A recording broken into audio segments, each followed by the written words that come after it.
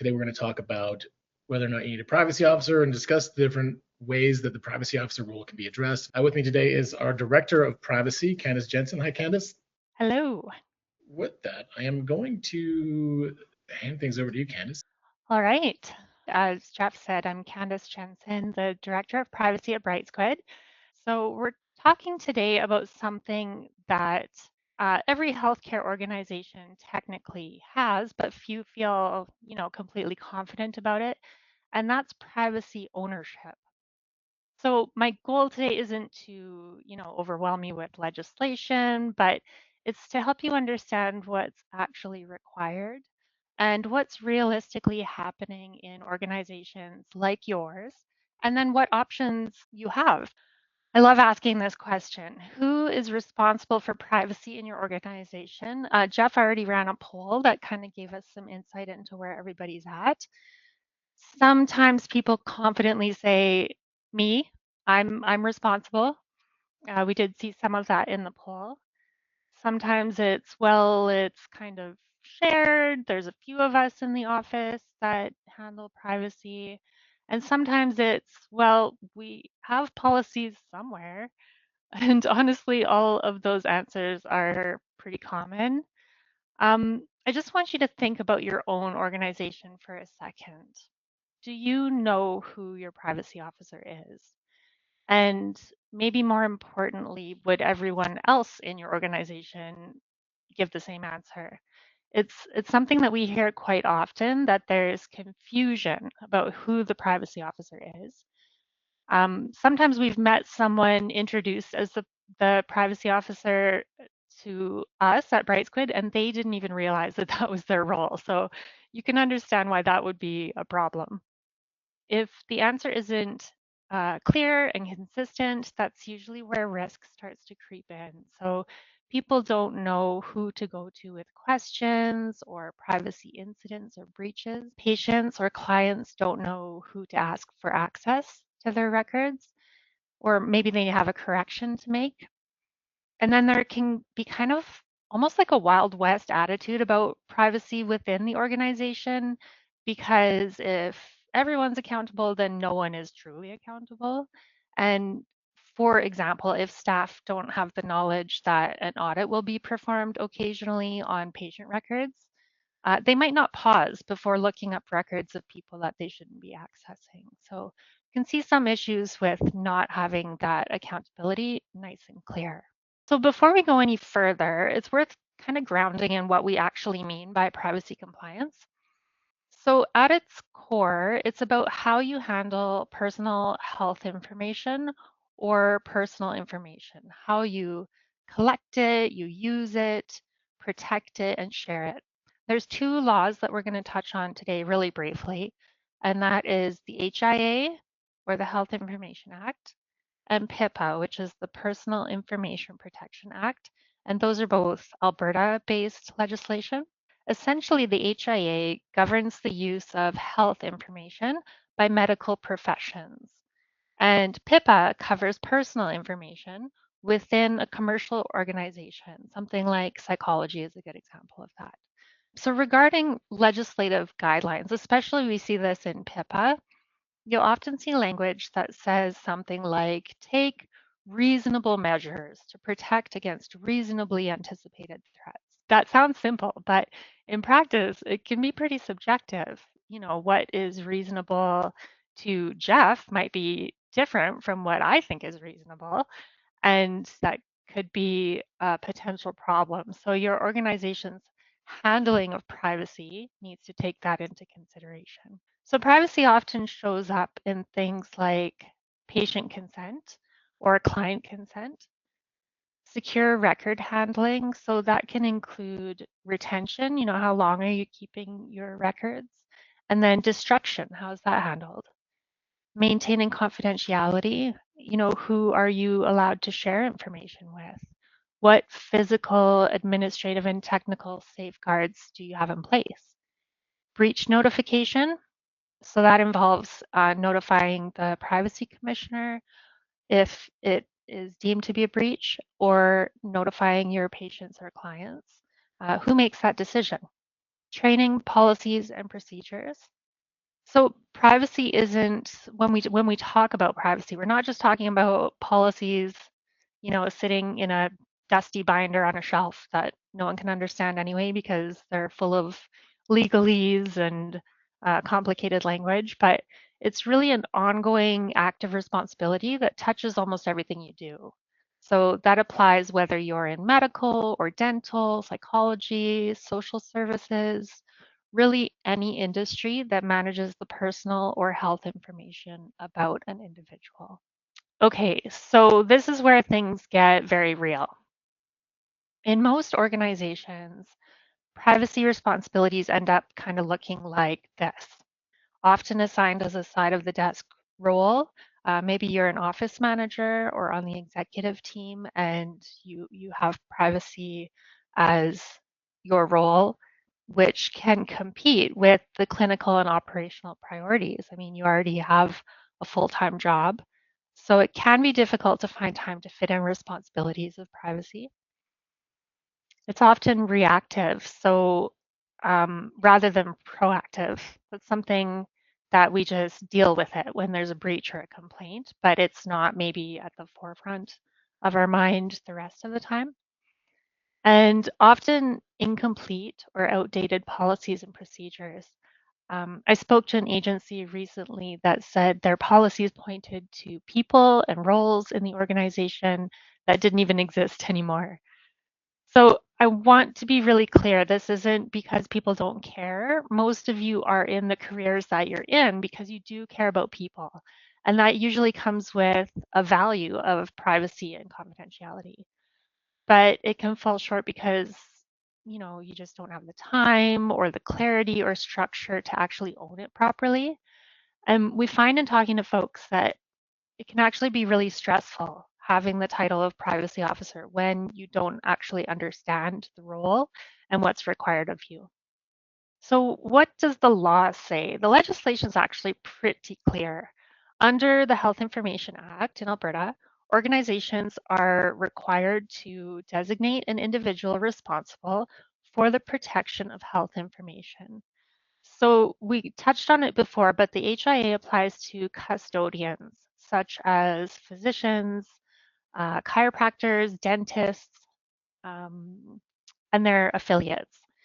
And then under the Personal Information Protection Act, or PIPA, the same idea applies. You must designate at least one person to be responsible for compliance. So this legislation applies to psychologists, social workers, many social services, and even the employee information that a medical clinic under the HIA holds. You also fall under PIPA when it comes to records about your employees.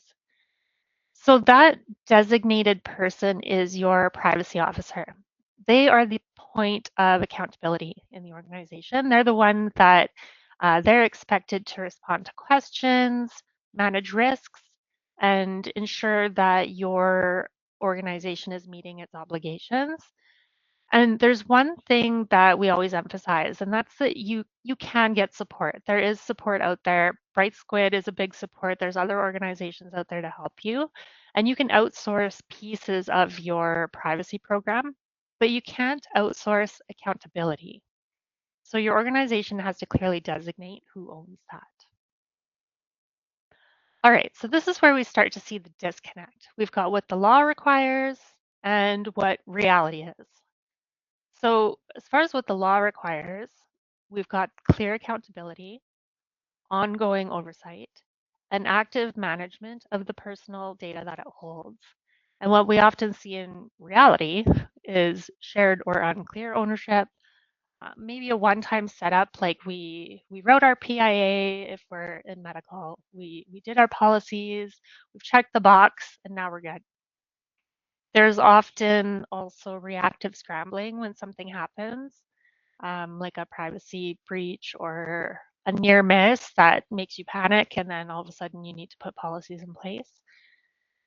So there's a pretty big gap, as you can see, between expectation and execution. And that gap is where I would say most privacy issues and stress of that role will live.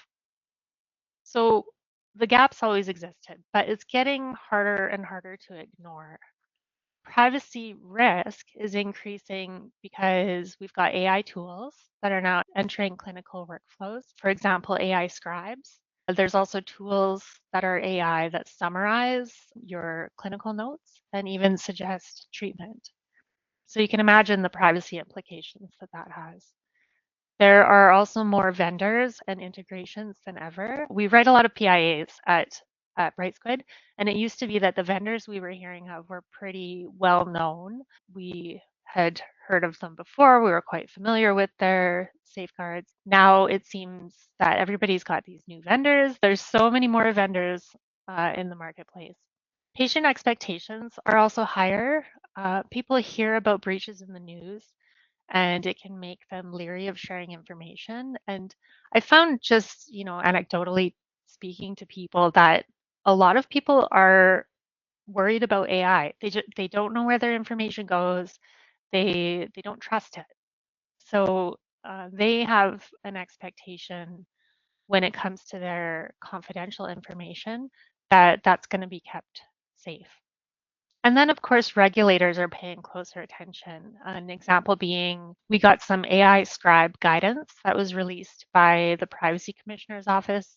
I believe that was last October, and that had so many guidelines and very specific risks that needed to be mitigated.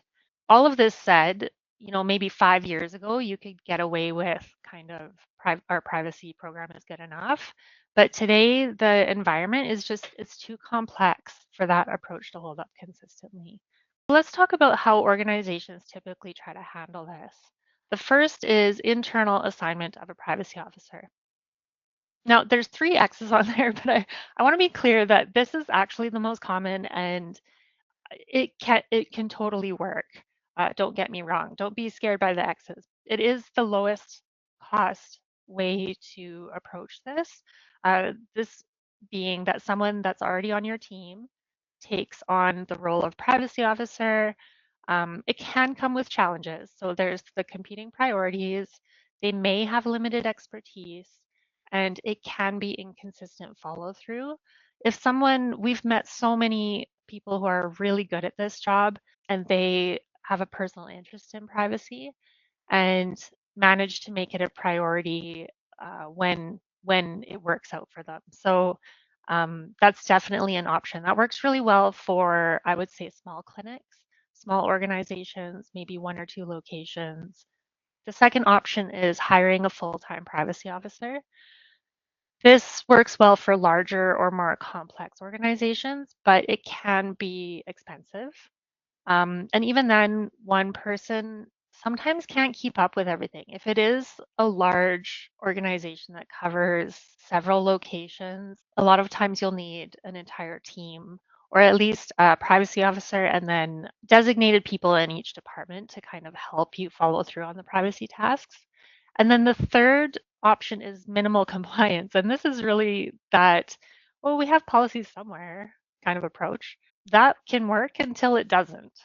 So, all of a sudden you have a breach and it's scrambling to figure this out. None of these are inherently wrong, well, except for maybe the minimal compliance. I do not recommend that method, but it's important to understand what you are actually getting with the path that you choose. This is where we are seeing a shift. Organizations are realizing they don't necessarily need a full-time privacy officer, but they do need real ownership and structure. A more structured or fractional approach can come in here. So at Brightsquid, we do provide ongoing privacy leadership and operational support that's designed specifically for healthcare organizations and allied health and social services. We do offer a couple of tiers of support for ones who already have a privacy officer and just need support, or if you'd like a full fractional privacy officer providing leadership, governance, operational oversight, and serving as the main point of contact for privacy issues. So this model exists because the traditional options they don't always fit the reality of healthcare organizations today. Sometimes you do need to outsource that work and keep the accountability within your organization. So that is something we can help with, and there will be an email that you can reach out to at the end of this if that is something that would fit for you. Okay, so let's talk about your privacy program in general. When privacy is working well within your organization, it's not just a person, but it's a system. Everybody is connected. A functioning privacy program includes the clear designation of a privacy officer. Oh, there we go. Also, regular review cadence. So policies, maybe your onboarding and offboarding procedures, that sort of thing, being able to review those regularly. Active risk management. So maybe a scheduled analysis of gaps. Where can we tighten up procedures? Are we doing audits? And then ongoing staff privacy training and support. And then, of course, oversight of vendors and tools, including AI. And this is really what moves privacy from reactive to manageable. And it's really only possible if you have a designated privacy officer, whether that is internal, full-time, part-time, or fractional. I always want to leave people with a quick gut check. Just ask yourself, do we clearly know who owns privacy? Are our PIAs current? Or if you fall under HIPAA, do we have a current policy manual? What about confidently responding to a breach? Are we reviewing new tools like AI before we use them? And if any of those feel uncertain, it's really common, but it is also a good indicator of where to put your focus next.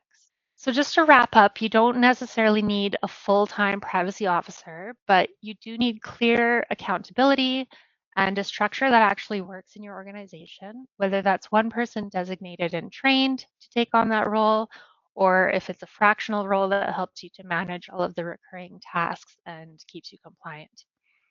So if today helped you clarify where you stand, then hopefully we've done our job.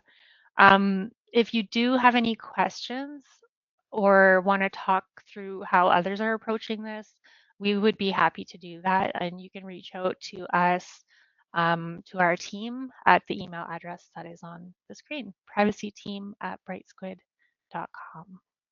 Great, Candace, thank you so much. That was in-depth and concise. So we'll move on to our final questions. We do have a couple, Candace, that I'll run past you. So we'll start with, at the beginning of your presentation, you talked about active management as a requirement. Can you talk about some of the ways that clinics can track or show active management, but like just one, to make sure that they're doing it, but two, to make sure that they can prove that out if the question ever comes up? So one thing that we often recommend that a privacy officer has is called a privacy officer log. And that's really kind of a journal, I suppose, that just keeps track of all of the activities that you've done regarding privacy. So say you go and do an audit of your EMR, your electronic medical record, you would put the date in your privacy officer log and say, I did this audit based on these requirements. And it's just a record that you've done it. We also have a privacy officer handbook that we hand out to our customers. You can get in touch if you'd like access to that, but that offers checklists. So there's daily checklists, there's monthly checklists, and annual checklists. It's things like policy reviews and making sure that your disclosure log is up to date. You can show that you have done these tasks when you are checking off the checkboxes. Or again, you could just write them in your privacy officer journal. But it's a great question.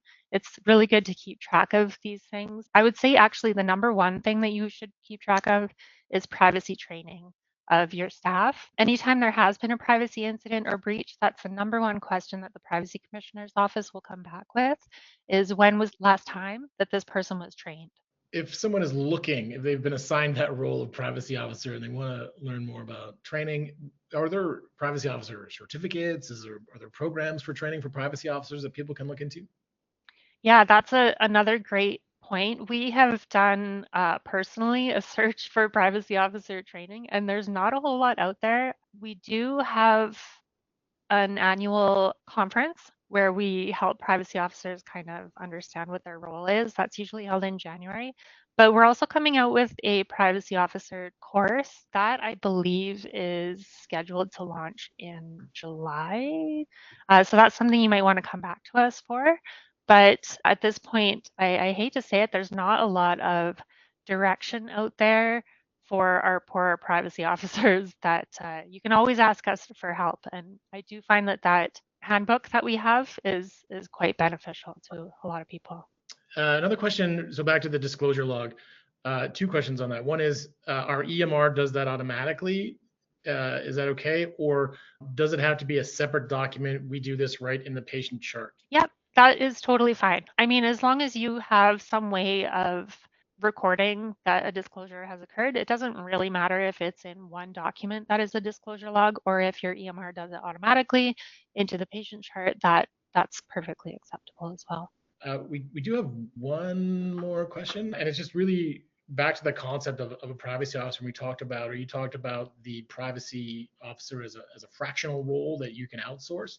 Like, so a privacy officer doesn't have to be an employee of the organization, or what are the requirements around that? They don't have to be an employee, but it's really beneficial if they have a good understanding of your organization. For example, you wouldn't want to just hire someone that didn't get to know how, the operations work within your clinic or organization. When we do the fractional privacy officer, we're really involved. Like we have weekly meetings with your team or with the privacy officer that is designated to help support. And we kind of help walk you through different gaps that are appropriate for your organization. I have heard of people using a privacy officer that, say, for example, it's one company that owns several different locations. They have the same PO for all of them. That can get kind of difficult if they're not really involved in the day-to-day goings on. So that's just something you want to keep in mind. There's no requirement that they are an employee, but they should have a good understanding of what's happening on a day-to-day basis. We do have one question that just came in. That's a good one. The question is, do I need to update my PIA? I see the date prepared is June 3rd, 2019. Another great question. That kind of, it depends. So in 2018, the law was amended to require breach notification to the privacy commissioner and your patients if there is a breach. If your PIA was done in 2019, there's a possibility it was submitted a couple of years before that and doesn't include breach management. You might want to just check through your policies and see if there's anything to do with breach notification. If there's not, then you likely need an update. If it does cover breach notification and everything else is essentially the same, like you haven't had any main software changes or data migrations, you haven't added anything like AI scribes, then you are probably fine leaving it as is. But it's a good thing to keep on top of. Maybe once a year, look through it and see if there are any big changes to your software and what your PIA says about your clinic, and go from there to decide if you need an update. When we talk about active privacy management, one of the key things to think about is your PIA should reflect your current operations. So Yeah. if it was written 5 or 6 years ago, if anything has changed and you're doing things differently, even from a process standpoint, in terms of how you manage patient information, likely, as Candace mentioned, with the pace of technology, things are a bit different now than they were back in 2019. So you just want to make sure, go through it, make sure that everything you're doing now is reflected in your privacy impact assessment. Yeah, I agree with that. That brings us to the end of our presentation. Candace, thank you so much for your time. We do have other resources, other webinars on our site if you go to brightsquid.com/resources. So thank you very much for your time today. Candace, thanks again for all your insight and your education. And Well, thanks for having me. well, of course. And I hope everybody has a great rest of your week. Bye, everyone.